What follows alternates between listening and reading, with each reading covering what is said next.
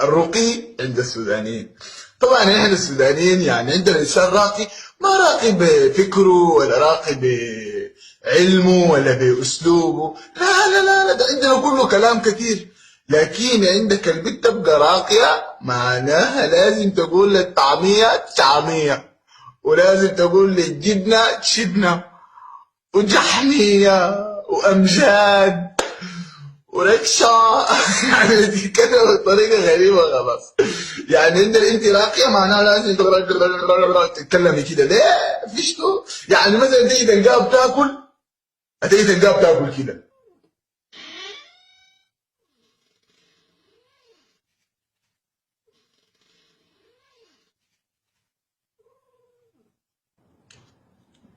انسان جيب لي جبنة، عندك شطة، وهي في الحقيقة بتاكل كده. جبنة، والله ما عندنا، والله واحد عجيب. خد جيب الشطة، جيب الشطة، خليك عادية يعني، وكل عادي، ما بدك كده. عادي يعني اكلي عادي واشربي عادي وتعاملي عادي، خليك عادي يا اخي.